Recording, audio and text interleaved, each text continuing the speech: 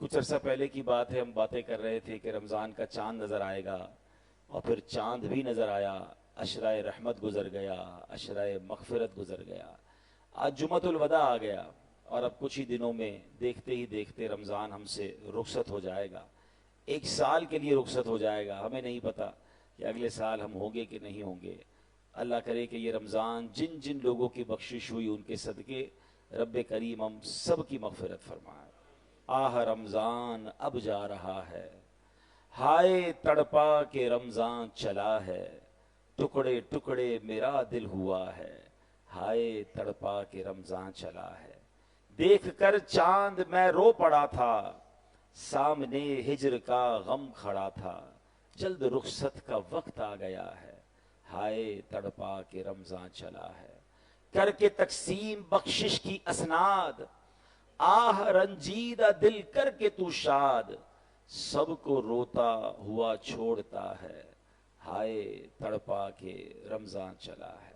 اور اب عید الفطر آ رہی ہے، اور اس میں صدقہ فطر بھی ہمیں ادا کرنا ہے۔ پہلے تو یہ چیک کر لیں کہ کہیں زکوٰۃ باقی تو نہیں ہے، کیونکہ زکوٰۃ مال کا میل ہے، یہ میل جس مال کے ساتھ ملتا ہے سارے مال کو برباد کر دیتا ہے۔ اگر ابھی تک زکوٰۃ ادا نہیں کی یا پچھلی زکوٰتیں ہماری کم ہیں، اس کا حساب لگائیں اور وہ پوری زکوٰۃ ادا کریں۔ جو زکوٰۃ ادا کرتا ہے اللہ اس کے مال کو محفوظ کر دیتا ہے۔ اور قرآن میں رب ارشاد فرماتا ہے قد افلح من تزکا، بے شک جس نے خود کو پاک کر لیا وہ کامیاب ہو گیا۔ اور تفسیر خزائن العرفان میں ہے کہ اس آیت میں تزکا سے مراد صدقہ فطر ہے، یعنی جو بندہ عید الفطر کے موقع پر صدقہ فطر دے کر غریبوں کو عید کی خوشیاں فراہم کرنے کا موقع دیتا ہے، اس کا دل ستھرا ہو جاتا ہے اور فلاح و کامیابی پاتا ہے۔ تو نماز عید سے پہلے صدقہ فطر دینا چاہیے۔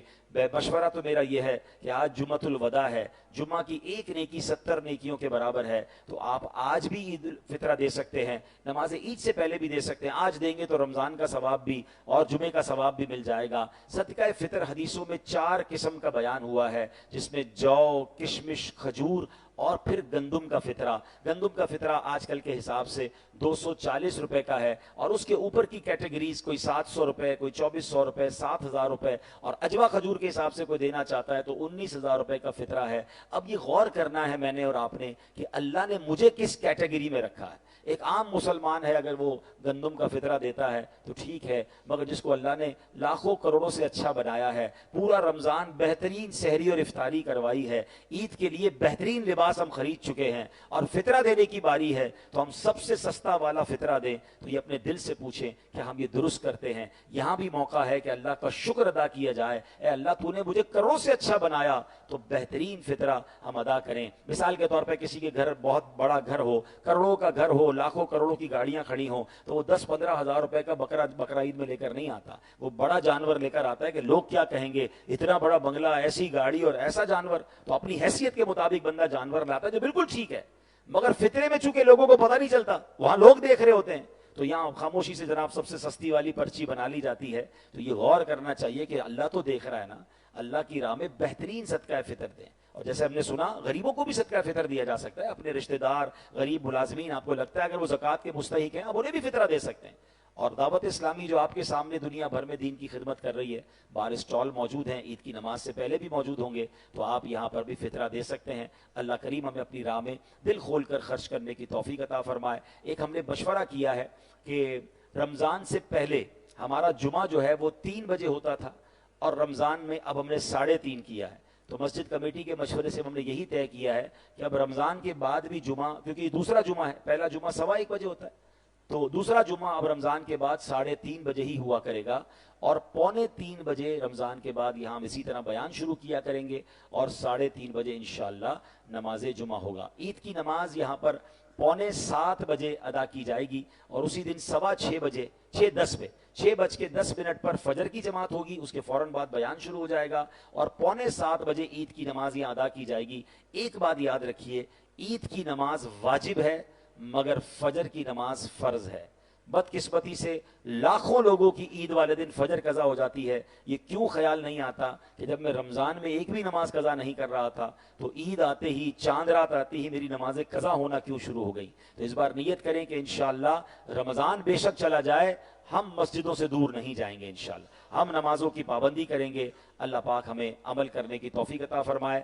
آج جمعے کے خطبے میں بھی جمعۃ الوداع کا خطبہ ہوگا, کچھ الوداع رمضان کا عربی میں ذکر ہوگا, اور جب نماز کے بعد ہم آخر میں صلاۃ و سلام پڑھیں گے تو اس صلاۃ و سلام سے پہلے بھی 2-3 اشعار الوداع رمضان کے پڑھے جائیں گے. میری گزارش ہے کہ آج آخر تک آخری جمعہ ہے, پھر پتہ نہیں کب رمضان کا جمعہ ملے, تو مسجد میں کچھ وقت مزید گزاریے. اللہ پاک عمل کی توفیق عطا فرمائے. تمام اسلامی بھائی, مولا علی شیر خدا کرم اللہ تعالی وجہ الکریم فرماتے ہیں بقیت عمر الرجل لا ثمن لہ, یعنی آدمی کی جو باقی زندگی ہے وہ انمول ہے.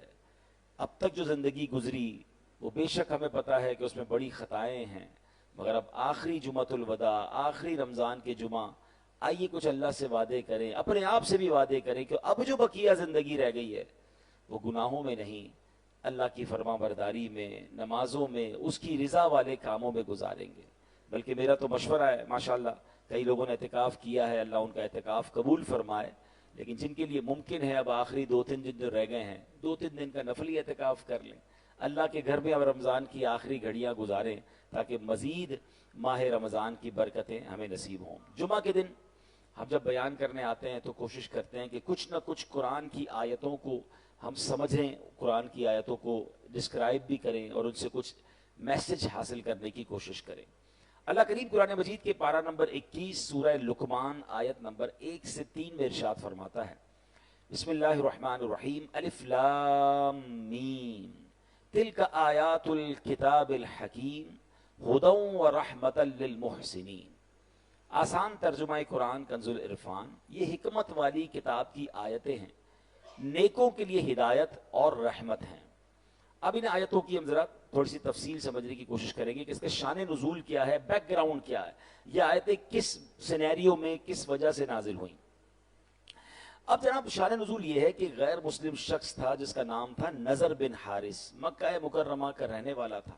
ایک مرتبہ تجارت کے لیے ہیرا, یہ کوفہ سے 3 میل کی دوری پر ایک شہر ہے, وہاں وہ گیا اور واپسی میں کہانیوں کی کتابیں لے آیا, اور معاذ اللہ اب وہ مکہ مکرمہ کے لوگوں کو کہانیاں سناتا جاتا اور یہ کہتا جاتا کہ محمد صلی اللہ علیہ وسلم بھی تمہیں قوم عاد اور سمود کی کہانیاں سناتے ہیں, میں بھی تمہیں رستم اور اسفندیار وغیرہ کی کہانیاں سناتا ہوں. یعنی معاذ اللہ اپنے قصے کہانیوں کو قرآن کے برابر ٹھہرا دیا کہ قرآن بھی کہانیاں ہیں, میں بھی کہانی سنا رہا ہوں. تو اس بدبخت کی مذمت میں, اس کے رد میں سورہ لقمان کی آیتیں نازل ہوئیں. اب اللہ نے کیا فرمایا, ایک جگہ ارشاد فرمایا رب تعالیٰ نے وَمِنَ النَّاسِ مَن يَشْتَرِي لَهْوَ الْحَدِيثِ لِيُضِلَّ عَن سَبِيلِ اللَّهِ بِغَيْرِ عِلْمٍ وَيَتَّخِذَهَا هُزُوًا أُولَٰئِكَ لَهُمْ عَذَابٌ مُهِينٌ. ترجمہ کنز العرفان, اور کچھ لوگ کھیل کی باتیں خریدتے ہیں تاکہ بغیر سمجھے اللہ کی راہ سے بہکا دیں اور انہیں ہنسی مذاق بنا لیں, ان کے لیے ذلت کا عذاب ہے. یعنی نضر بن حارث جو کہانیوں کی کتابیں اٹھائے پھرتا ہے اس پہ خرابیاں ہیں. نمبر 1, پہلی خرابی تو یہ کہ یہ لہو الحدیث یعنی بے مقصد کہانیاں اور کھیل کی باتیں ہیں. اور نمبر 2, دوسری خرابی یہ کہ ان کو پڑھنے سننے والے اللہ پاک کے رستے سے اور نیکی سے دور ہو جاتے ہیں. اور اللہ کریم نے جو قرآن کی شان بیان فرمائی الف لام میم تلک آیات الکتاب الحکیم, الف لام میم یہ حکمت والی کتاب کی آیتیں ہیں. یعنی قرآن کریم کی پہلی شان تو یہ ہے کہ نضر بن حارث کہانیوں کی کتاب لایا ہے, وہ لہو الحدیث ہیں, فضولیات ہیں. قرآن کریم کی شان یہ ہے کہ ہر لفظ حکمت بھرا ہے, ہر لفظ میں خزانے ہیں. اور آگے ارشاد فرمایا ہدن یعنی ہدایت. دوسری شان یہ ہے کہ قرآن کریم صرف کتاب حکمت نہیں بلکہ کتاب ہدایت بھی ہے. نضر بن حارث کی ان کہانیوں کو پڑھ کر بندہ بھٹک جاتا ہے. قرآن کریم کی تلاوت کرے, چاہے سمجھ کر کرتا ہو یا بغیر سمجھ کے کرے, عربی ہو یا عجمی ہو, عالم ہو یا بے پڑھا ہو, بس قرآن کریم کھولے, ادب کے ساتھ اس کے الفاظ مبارک اپنی زبان سے ادا کرتا جائے, اس کے ان الفاظ کی بھی تاثیر یہ ہے کہ وہ دل میں ہدایتیں اتار دیتا ہے. سمجھ نہ بھی آئے تو تلاوت قرآن امپیکٹ رکھتی ہے.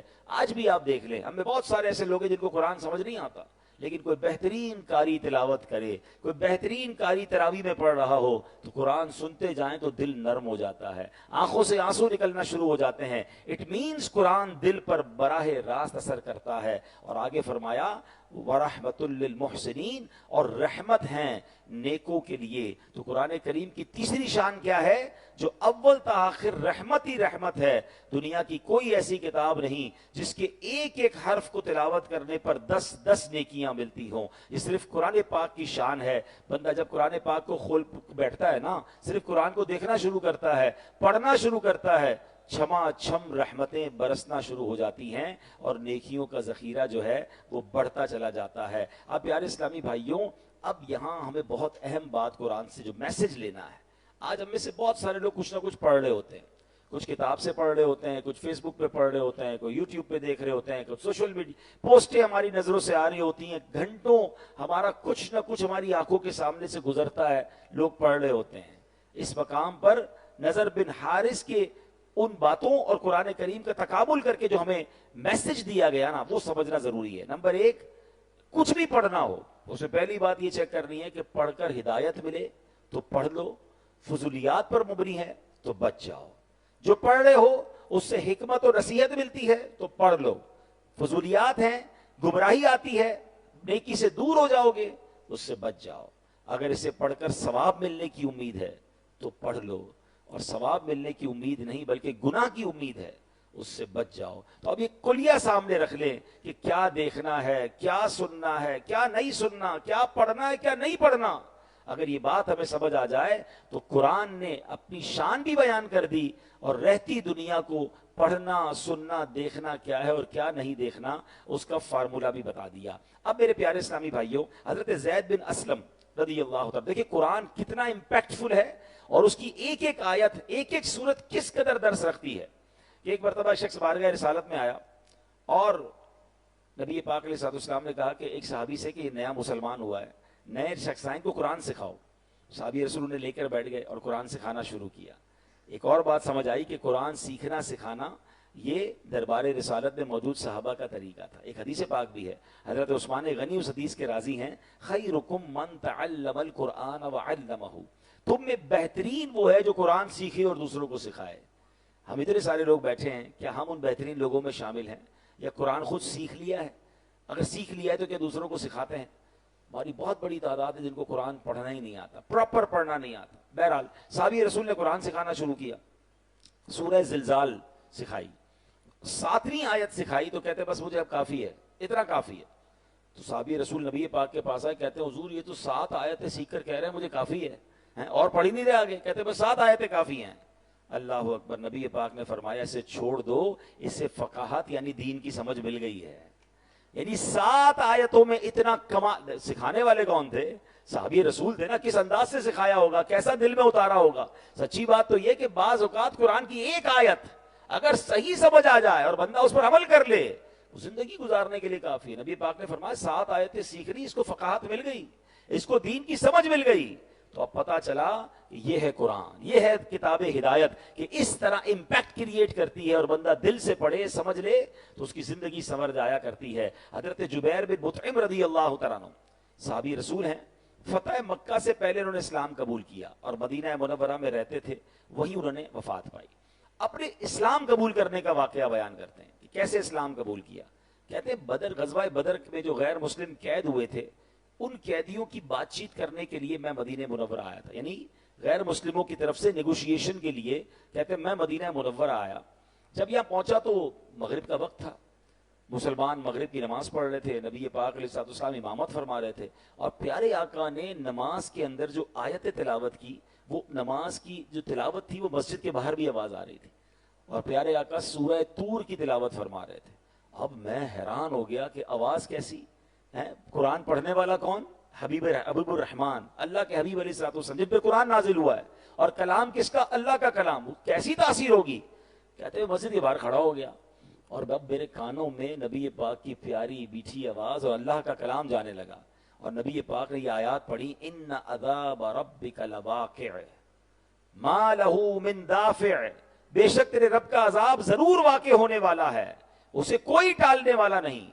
کہتے ہیں ان آیات کو سنا تو میرا دل ایسے ہو گیا جیسے ابھی پھٹ جائے گا، مجھے یوں لگا تھا کہ میں یہاں سے قدم بھی نہیں اٹھا سکوں گا، اس سے پہلے ہی مجھ پر عذاب برس جائے گا۔ میں نے اللہ پاک کے عذاب سے ڈر کر اسی وقت توبہ کی اور ایمان قبول کر لیا۔ آئے تھے غیر مسلموں کی طرف سے نیگوشیشن کرنے ہیں، مگر قرآن نے دل پر ایسا امپیکٹ کیا، اتنا انڈرسٹینڈ کیا قرآن کو کہ فوراً ایمان قبول کر لیا۔ تو یہ ہے قرآن۔ اللہ پاک ہمیں قرآن اس کی حقیقی روح کے مطابق پڑھنے کی توفیق عطا فرمائے۔ اللہ کریم سے دعا ہے اللہ مجھے اور آپ کو ذوق و شوق کے ساتھ ماہ رمضان کے بعد بھی تلاوت قرآن کا شوق نصیب فرمائے۔ قرآن تلاوت کے ساتھ ساتھ انڈرسٹینڈ کرنا بھی شروع کریں۔ دعوت اسلامی کے مکتبۃ المدینہ سے آپ کو تفسیر قرآن مل جائے گی، تفسیر قرآن صراط الجنان، بہت آسان اردو میں یہ تفسیر موجود ہے نیٹ پر، صراط الجنان کے نام سے تفسیر قرآن کی اپلیکیشن موجود ہے، فری آف چارج آپ اس پہ پڑھ سکتے ہیں۔ پڑھنے کے ساتھ ساتھ آپ کے لیے ایک سہولت اور دے دی گئی ہے، اس کی آڈیو بھی ریلیز کر دی گئی ہے، آپ روزانہ ٹریول کے دوران بھی کچھ تلاوت تفسیر سنتے رہیں تو انشاءاللہ آپ روزانہ قرآن کے ساتھ انوالو رہیں گے۔ اللہ کرے کہ ہم صحیح طریقے سے قرآن پڑھنے والے بن جائیں، قرآن پر عمل کرنے والے بن جائیں، اور قرآن پر فیضان قرآن پانے کے لیے ایک بہترین ذریعہ یہ بھی ہے کہ بندہ کنجوسی سے بھی بچے۔ ہاں یہ بھی شیطان کا دروازہ ہے، جو کنجوسی ہے نا انسان کے دل پر، شیطان ایسا قبضہ کر لیتا ہے کہ وہ اللہ کی راہ میں بھی خرچ نہیں کرتا،